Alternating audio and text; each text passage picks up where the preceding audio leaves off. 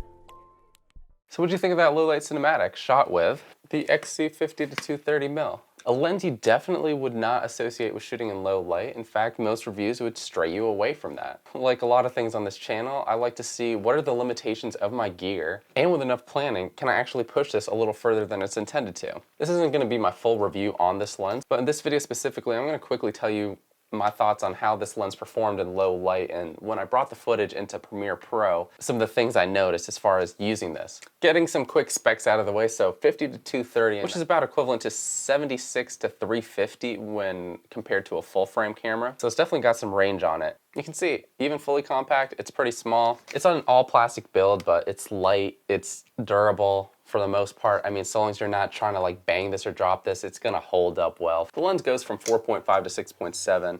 As you can expect, once you go to 230mm, it's gonna be at 6.7 as a minimum f-stop. Not great. New, this retails for about $350. I managed to pick it up for about $150 used open box from Amazon. And that's where I think that this lens makes a very solid argument for making its way into your kit. Because if you can pick it up for under $200, it's a super fun lens. In a lot of my most recent Instagram photos, they were all shot on this lens. The ability to get that nice compression of focusing tightly on your subject and having something in the foreground that's really out of focus, something that you typically wouldn't be able to achieve unless you had a much more expensive lens. And I was surprised of the results that you were able to get with this. With this video specifically, we want to kind of look at some of the shots we made in that quick cinematic at night there. And I'll tell you kind of my train of thought, things that were going through my head, as well as looking back at the footage. Once I brought it into Premiere, things that I noticed while working with that footage there, things I liked and things I disliked.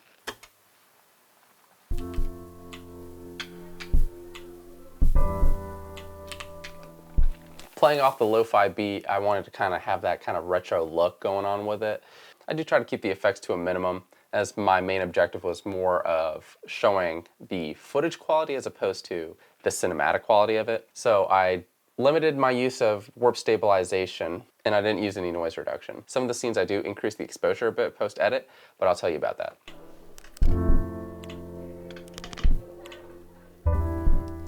So once we get out of that intro sequence and we go to the first shot there with the side of the clock tower of the train station, shot in 120 FPS 1080p, a lot of the shots are, and that's how I was able to get smooth footage despite the fact that I'm going between 50 and 230 mil and it's shaking a lot. Another note I want to mention is this was shot back in Halloween. It was really windy.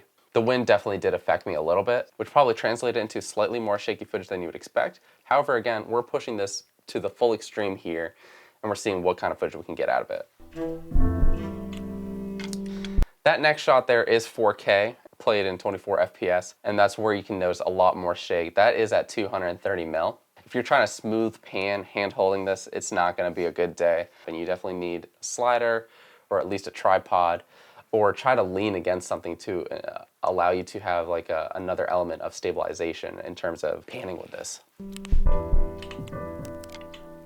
I like the scene here where I'm tracking the car coming out of the alleyway there. And again, we're going from 50 to 230, clean, looks pretty clean there. That's in 4K.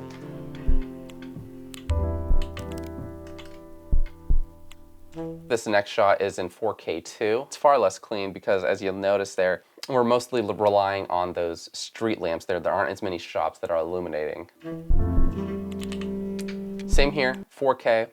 Looks pretty clean, and I really like the way it looks on the neon sign there. Again, from 50 to 230, it looks really good and clean. Same thing here with the pizza place sign, the neon sign for the pizza place. It looks clean. If I had this on a tripod, I think it would look really great. But again, my point of this was to show, if you're just shooting this, taking video, handheld, low light, from moving, because even if you have IBIS, every micro jitter is just bigger.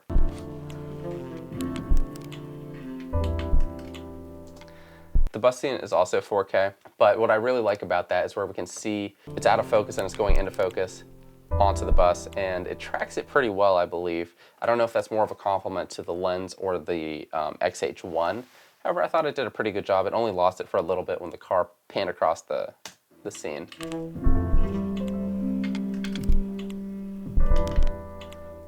A little light leak there, just a quick effect. The crosswalk sign there. That's shot in 120 FPS, and I think it looks pretty good. It's pretty clean.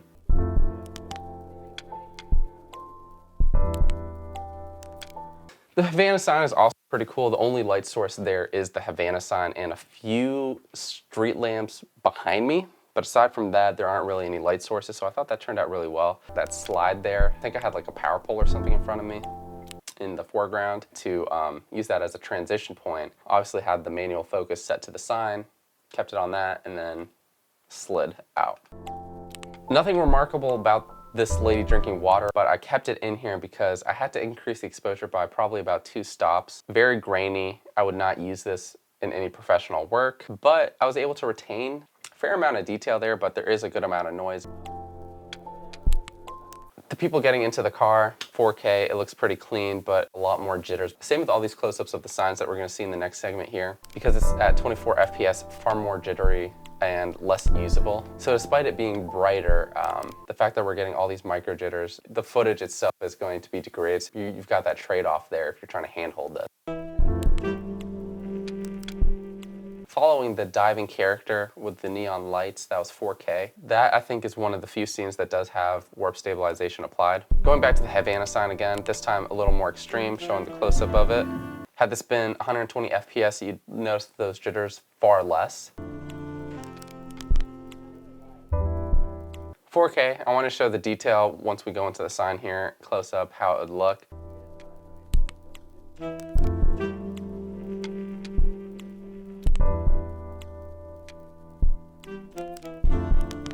What's most important here, this is shot in 4K, but it shows the tracking ability, low light of the X-H1 paired with the 50 to 230 here. Trying my best to keep it focused on the 2 ladies walking across.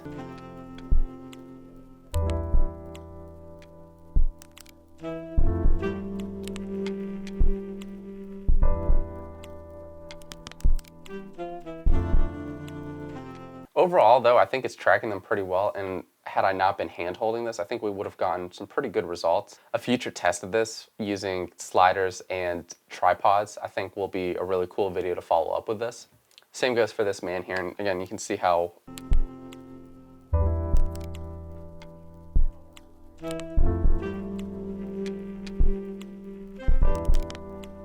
it seems to track him pretty well. And then I think this is one of the final scenes in the video here, the Wells Fargo building.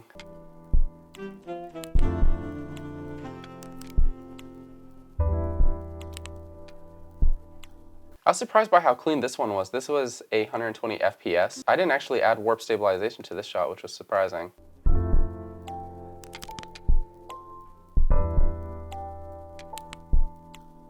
I do believe I had my arm against something. I was either leaning against something or I was like on a platform of some sort, allowing me to more steadily bring the camera down. But super clean here in the blacks and everything. I'm not noticing really any noise.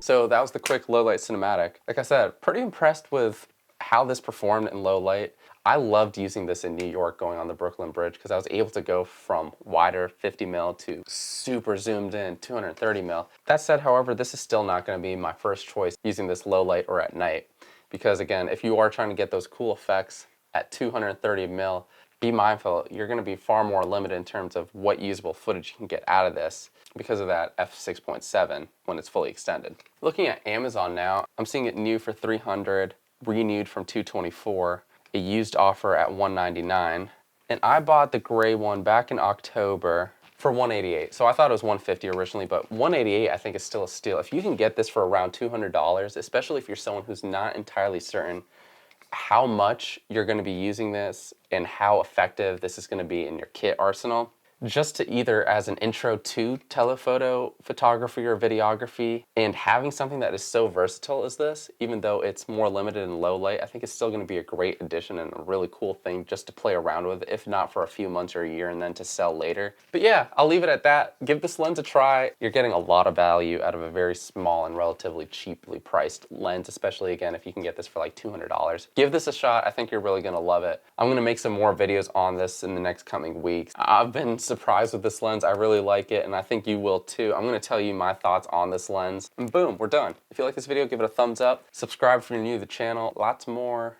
X-H1 lens tech. I have more sliders. I have a lot of cool gear coming up on this channel that I'm going to give you my honest review on. Until next time, guys.